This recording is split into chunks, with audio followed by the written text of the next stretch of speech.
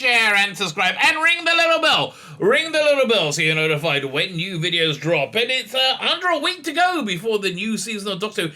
Is it Doctor Who? Doctor Who Flux? I think, I really think we could say this is an entirely different production at this point. Anyway, it's under a week to go. And I tell you, I'm a little bit excited. You know why I'm excited? Not because I think it'll be very good. Oh, man, I remember back in the day. How was it? It was, what year was Remembrance? Was it 88? Right, so it must have been like 16, 17 when it was on. I remember being excited the entire day. Because season 24 was a bit ropey, and then we saw all the production stuff for season 25, the Dalek spaceship, the 1960s setting. It was so exciting. Okay, it was I was like all day. I was like trying to work out what to, and I wasn't a kid. I was like. I was, like waiting for Christmas, waiting for it to come. So I feel kind of the inverse of that right now, right? There's not dread, although I think it's going to be awful. I'm really hoping it's going to do badly, right? And I know that's not the nicest thing to hope for, but I really am, because I really hate this era of Doctor Who, and I think they're going to go full force, right? Full force with everything they've done. That's been really bad and failed horribly. So I think it's going to be very much on the show. Screenrant in the run up to it have written an article where I didn't read the headline, but from what I can tell, they've entirely identified Chris Chibnall's problem with marketing this era of Doctor Who. We're going to be looking at that article where there's some interesting stuff about there's some couple of bits of fluff about the Weeping Angels and the Ravagers. Ravagers are the guys with the crystals in their faces, apparently. You find all this stuff out accidentally because nothing is rolled out well, which doesn't really surprise me. Anyway, before we get into all this stuff, can you hit the like button? That'll be fan-dabby, double dozy. Thank you very much. Thanks for hitting the like button. Can you hit the share button? Equally fan-dabby, double dozy. Could you hit the subscribe button? Oh boy! I like people being subscribing to me. I do like that in life, and I like it in YouTube. So you want to make a rabbi happy? Hit the subscribe button. If you're subscribed, please make sure you're still subscribed. And if you're somebody who hate watching the video, and I always have a few. It's so funny. Like, honestly, I didn't hate watch the last season of Doctor Who. I did hate watching it, though, right? I did. It was like agony.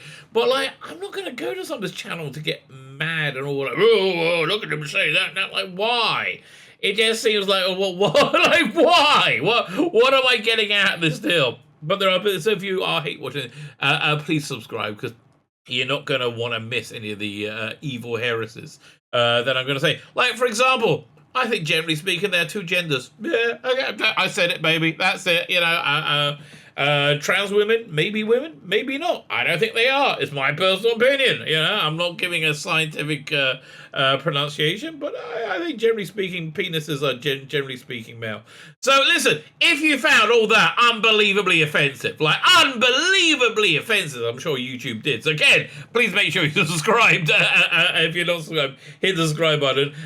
You want to subscribe for that, because there's just going to be lots of it, and you're not going to listen. You're going to find all the heresies I'm going to speak, so you can cancel me properly. So yeah, like, share, subscribe, comment, all those good things.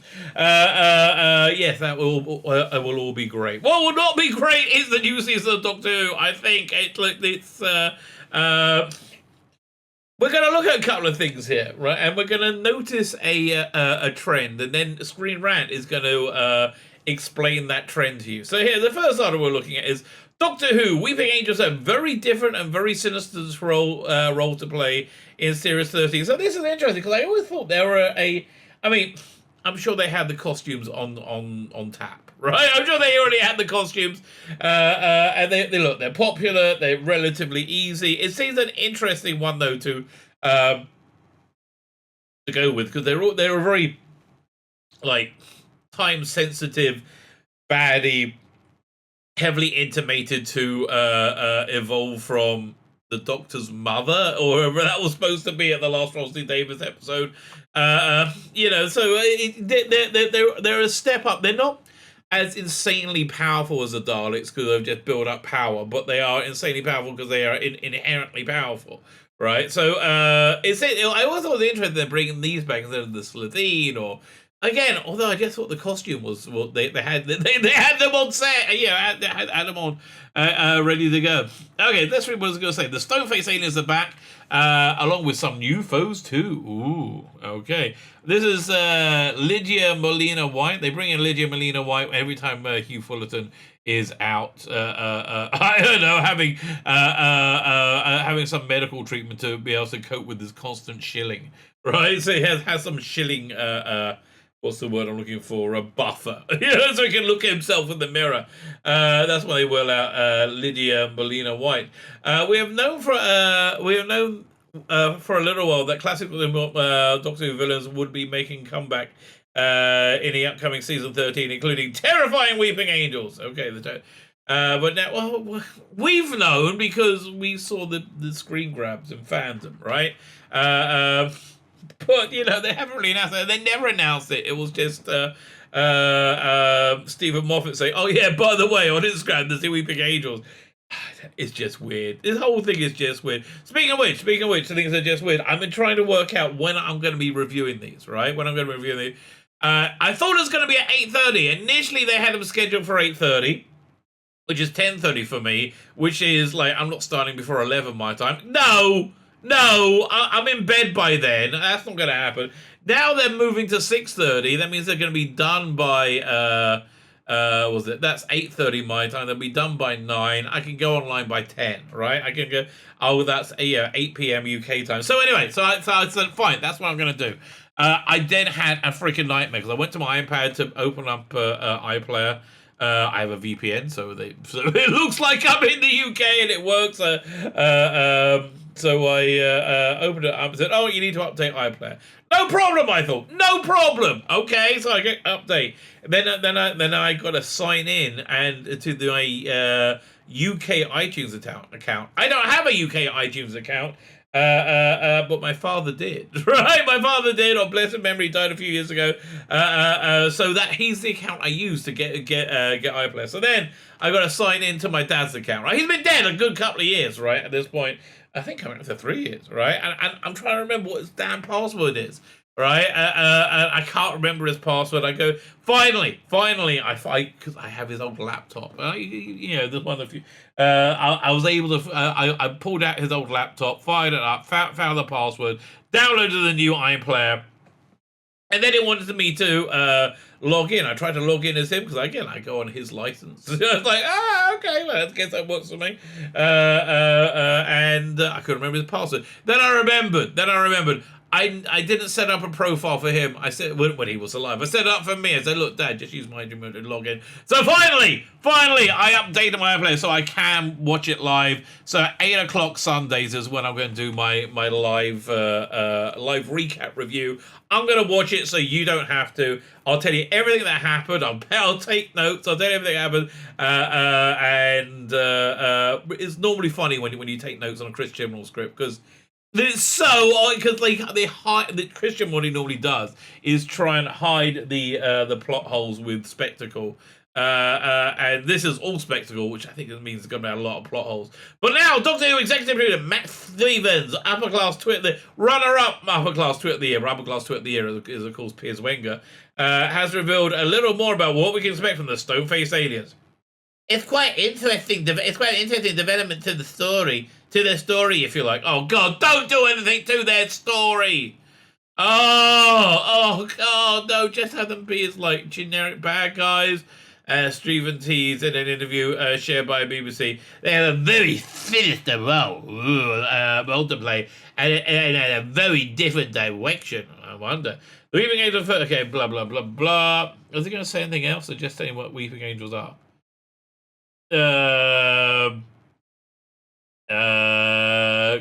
Showrunner Chris wanted the 13th to come against the Weeping Angels, and have been thinking about a story to include them for a long time. They're generally scary and a brilliant creation by Stephen Moffat, and they haven't been in the main Doctor Who for 9 years. Yeah, so time to rip them off. So we're due a comeback, he explained. There's lots of ideas that you can explore with the Weeping Angels, so we had lots of fun. Don't try and explore any ideas. You don't know what you're doing. It's a mistake. Don't try and explore new ideas. It's not for you, right? It's not for you. Fine. So, nothing really. Okay, that was that. They're gonna be. Oh, that again. I'm intrigued to see what they, how they're using them.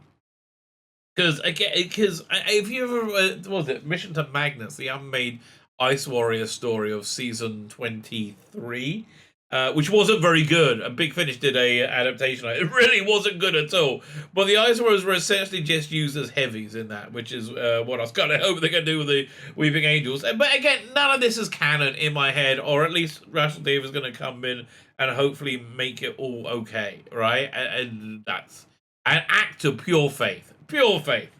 Christian reveals the new Doctor Who monster, the Ravagers, have a history with the Doctor. Oh, not more timeless children nonsense.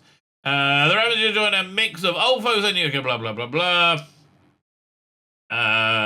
The old monsters join new threats, including the mysterious tagline, Flux, the biggest nemesis the Doctor's ever faced. It's always a mistake to go do that. The new villains are called the Carvanista and the Ravagers. Mind you, these Ravagers don't seem to be anything like the Crystal Echo and Big Finish. We know that. I'm surprised they didn't nix the name of that box set for that very reason. Right? I'm really surprised about that. Maybe they just weren't paying attention. Maybe they just don't give a shit. I mean, that's kind of the vibe I get from the production office.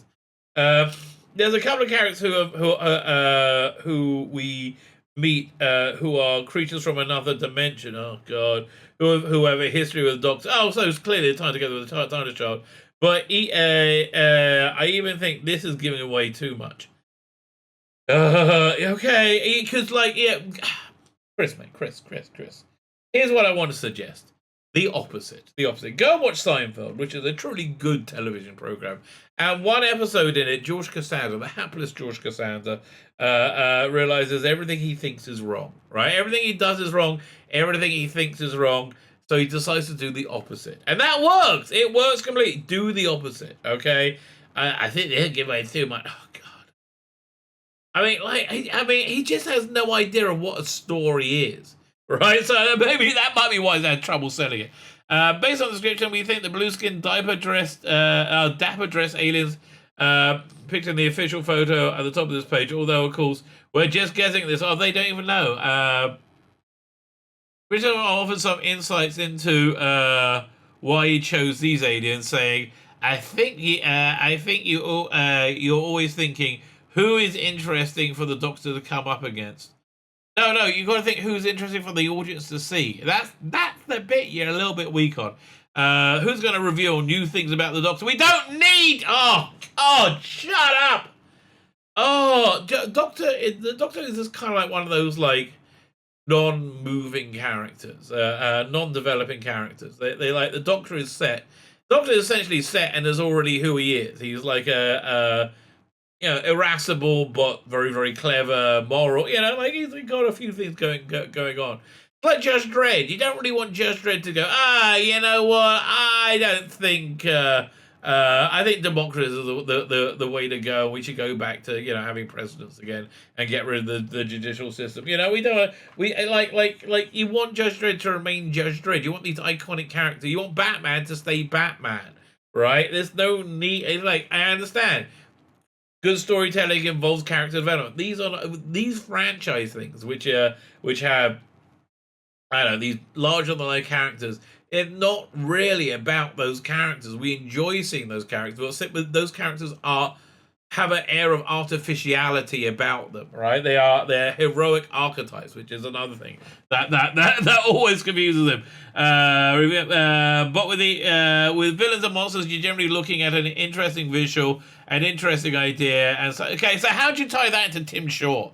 A boring idea and a boring visual, something that will be scary or fun or a mix of both. Again, I'm still missing you with Tim Shaw. And the underlying character will be great for an actor to play or great for the Doctor and Danny has to come up against. Okay, fine. So, yeah. So, have you noticed something about the marketing of this series, right? It's all about everything other than Jodie, right? The Santaras are coming back. The Weeping Angels are coming back. The Who's coming back. Everything's coming. There's Dan. There's everything here. Let's just look at the main sci-fi page on Radio Times, and you'll see is that Jacob Anderson, nothing about Jodie. Villains, nothing about Jodie. Nothing about Jodie.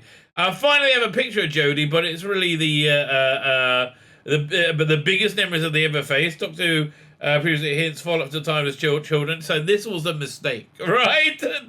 This was the only Jodie thing they're focusing on, and they blink and you miss it, right? It's Jodie Whittaker pays a man to go. But here's the thing. Whenever you focus on Jodie Whittaker, you focus on what the weakest element of the of this production, and she's the only thing weaker than her is the scripts, which leads me to this article, which is quite funny. Doctor Who, one thing Chris Chibnall must do in season 13 is the one thing he mustn't do, because if he does it, he's shown up how utterly awful he is. If Chris Chibnall wants his time as Doctor Who showrunner remembered fondly, it's not going to be. He needs to focus on the Doctor herself in season 13. Well, I think he's going to, but I don't know. I think there's a lot of monsters going on. But here's the problem: the Doctor herself is very bad. She's a bland, boring character.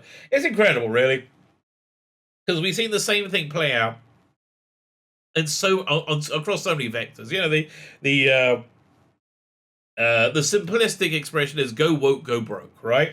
Which essentially means if you hire as identity as your primary concern, quality will tumble. So we've seen in the comic book industry that's absolutely happened. We see with Doctor Who that absolutely happened. We saw with Star Trek that's absolutely happened. But the weird thing is it's crossed over into reality now, and like we're getting these big supply chain issues. So it turns out the guy in charge of supply chain of like transportation in the US is Pete Buttigieg, who was basically stepped out of running for president and throw his weight behind what's his name, Biden. Let's go Brandon. Threw his weight behind Brandon in return for a kickback. Now, thing is, his only qualification was he was the mayor of a small town which I think had 66 buses. Right, that's all he had to manage, 66 buses. Now he's the National Transport Secretary. He vanished for 2 months and nobody noticed, right? So what was his qualification? His identity. He's a gay man, and that's the only thing they really cared about. So yeah, listen, the reason you hired Jodie Whittaker was because of her identity, because she's a woman, right? And that's not very interesting. That makes up about half the world. Slightly more, actually, so and that's really the entirety of the story. Whenever they do all these like race swaps or turn a character gay, that's the end of any development for that character. There's nothing interesting that's going to happen to that character at that point. Because once they get put on the progressive stack, the stack of people that you're not allowed to criticize in any way, shape, or form, no matter what they do, no matter what happens, right? Once you're on the progressive stack, if you have any adversity happen to anybody on the progressive stack, or you show any negative trait to anyone on the progressive stack, you are then labeled a bigot and a phobe, right? So they can't do. So the only characters now that are interesting in most of the media are white straight men, because they're the only ones that are allowed to be human beings. Everybody else is like these perfect purse puppy people. Fine. So Christian was Doctor Who showrunner has been widely criticised. No! Up until they said they were leaving, he's been widely fawned over. But who by? You! Okay? People like you lying piece of crap. Alright? Yes, he's been criticised, but you kept telling us that we're a small number of incels, right? And we just hate Jodie Whittaker's evil vagina because we hate women, right? We just hate women. Actually, I've got to ask you a question. And aside, Sabbath. Well, I'm always offline. And we had the one left-wing Democrat, the Biden supporting person in my ultra-religious town was over. We're having coffee. Like, wonderful person, right? I have to say, I genuinely like this person and their family, right? So, with the way things are going in the States, she's starting to get red-pilled, right? She's a big feminist, and she sees the destruction of female spaces because of the T people. So she's starting to be red pill, but boy, she's so in the bag for like the whole Biden regime. It's gonna be a very, very difficult time for her, right? So we were talking about what was it election security, and she totally believes the only reason that anybody wants election security is to stop black people voting, right? Was to like be mean to black people, right? And you know, and she said to me, "Look, come on, admit it. Most white people really think black people are like, you know, they're better than them." I'm like, really? No. I mean, honestly, that's without like a breath of life. That's never even occurred to me, right? So I just no. But I don't know. What do you think? What do you think? But anyway, so yeah, that's the sort of delusion that has led to. I think it's delusion. Let me know what you think. Again, let me know in the comments. So everything has been criticised, but the time of the help coming to end. There's one thing he must do with season 13 to redeem his era. Starting in 2018, Chibnall took the reins from creator of BBC Sherlock, Stephen Moffat, after announcing the casting of Jodie Whittaker, the first female Doctor. The aging series looked like it was getting a fresh start. Yeah, screw you. Who wrote this? The aging series. Doctor Who always refreshes itself, right?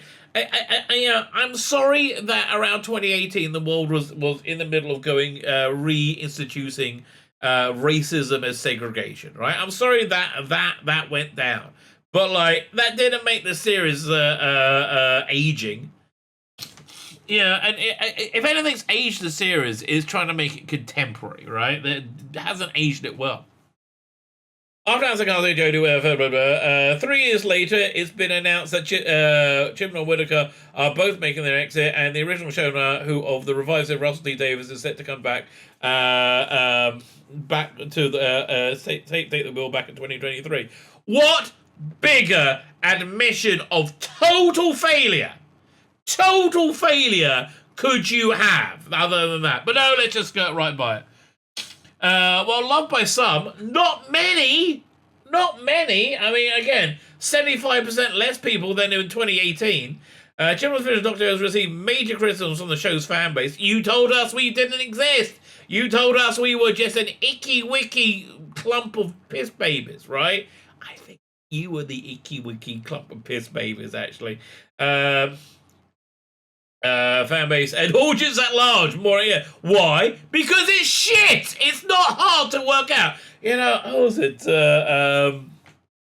What's that magazine? SFX magazine. Their website was trying to work out how why The Last Man got cancelled so quickly. Because it was shit. That's why. Oh, and as an aside, the reason it was shit is because you only hired women to work on it.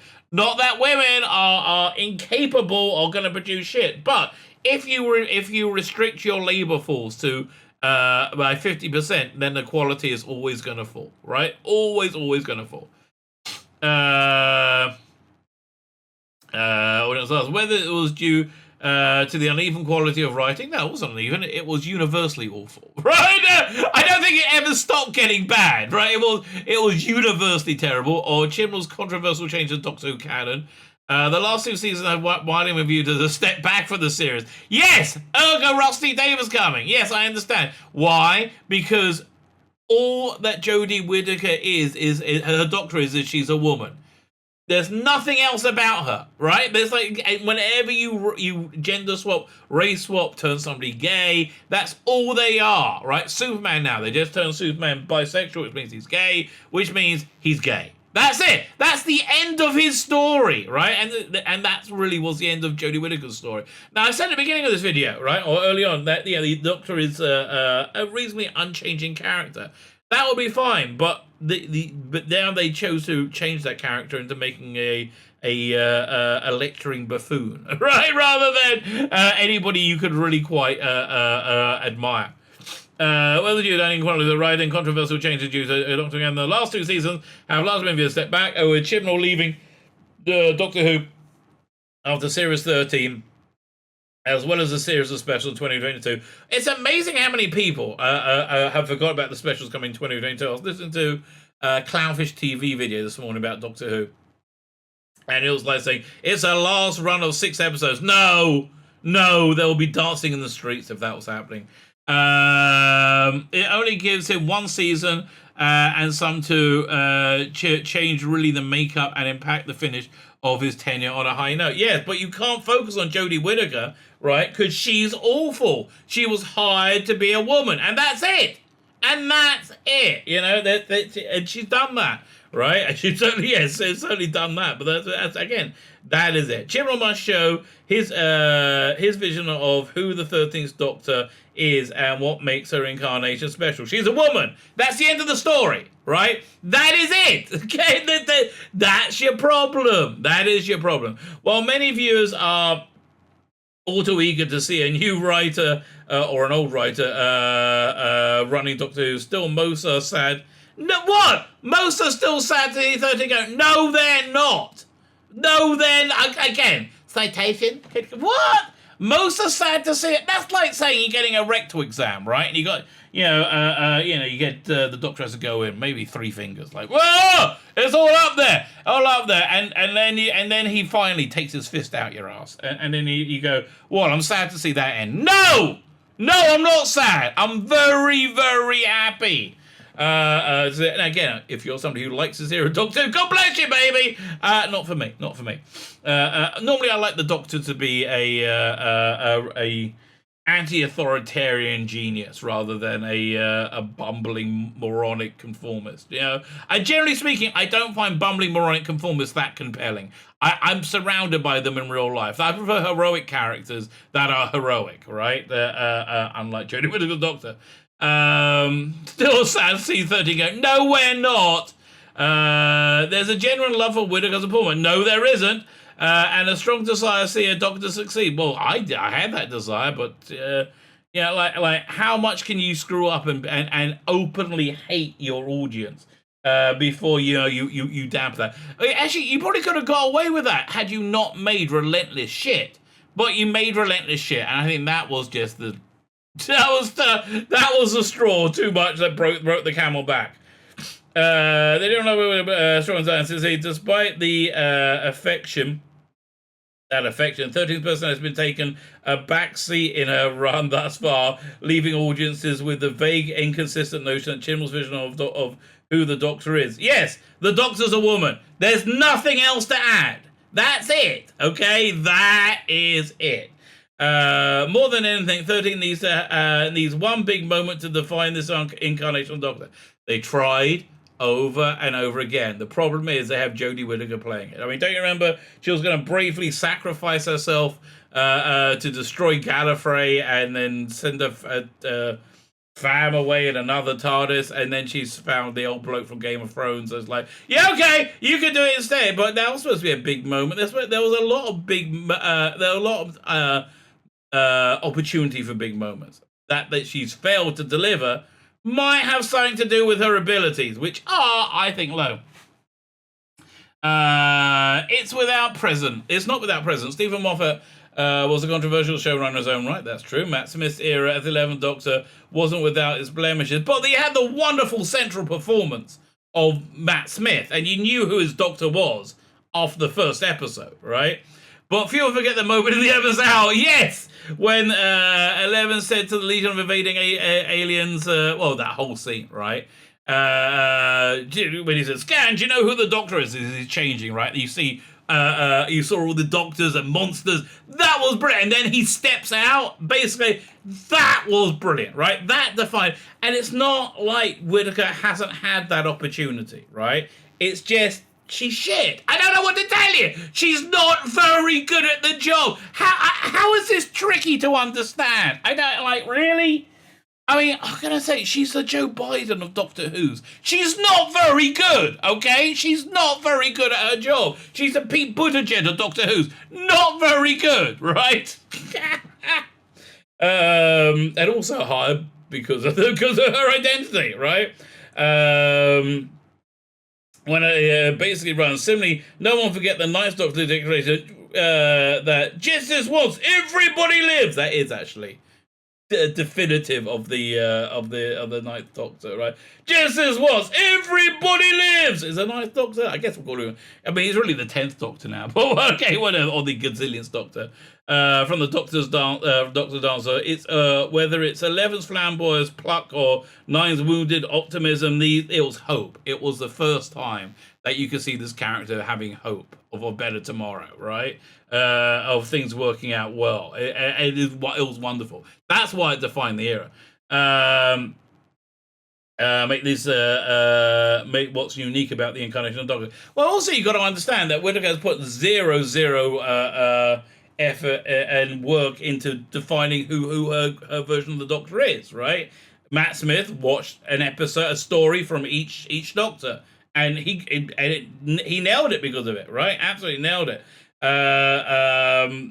Whittaker says, nah, I'll just do what David Tennant did and wave my sonic screwdriver around, and then if anybody criticizes me, I'll call them a sexist. Right? That's a brilliant plan. How's that going, darling? How's that going? Oh yeah. We're all sad to see you go. No, we're not. And again, if you are sad, vive la difference. Where's the Alliance flamboyant? Blah blah blah blah blah. As of yet, Jodie Whittaker's Doctor has nothing like this. Yes, you know why?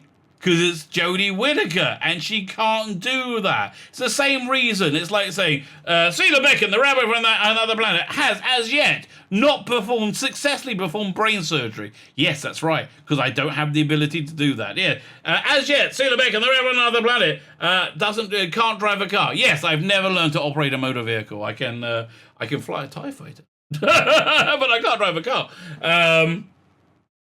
Yes, exactly. This was all her decision. And Chibnall's decision. 13 needs her vision of this moment, a single iconic scene that can define her. You're 2 years in. You've blown it, right? You don't have it yet? Oh, no. She doesn't have a moment yet. If Chibnall's going to leave a lasting sense of the Doctor's personality, he's not. He has to turn away from the show's mythology and focus on a character. Well, he's using the show's mythology to hide that he doesn't know how to create a character.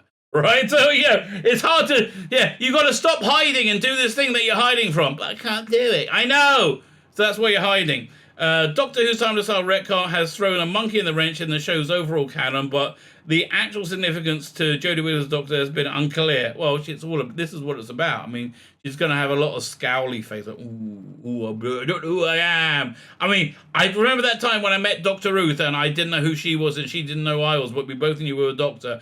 And, that central mystery could have really unraveled everything. So we decided to just give it a miss. Yeah, it was an awful one day. I felt a bit socially awkward, so I thought I'd just go off and get some ice cream. But the episode has been unclear. Particulars of a mysterious background might be intriguing on the surface, but the details feel hollow without clear meaning from the Doctor herself. Yeah, and that's the other thing. They changed everything. Then they were very, very openly saying, "Oh, this doesn't change anything." If it doesn't change anything, why did you change everything then? Idiots. Oh God. Whittaker brought a playful quirkiness to the role. No, she didn't. She copied David Tennant without understanding it. I think that's really the takeaway. She copied David Tennant without understanding it at all. And she hasn't had a chance to reveal anything meaningful about the Doctor's interior life. You know when they did that for Tennant's Doctor, and Tennant really isn't my favourite Doctor at all, right? But I think it was Partners in Crime.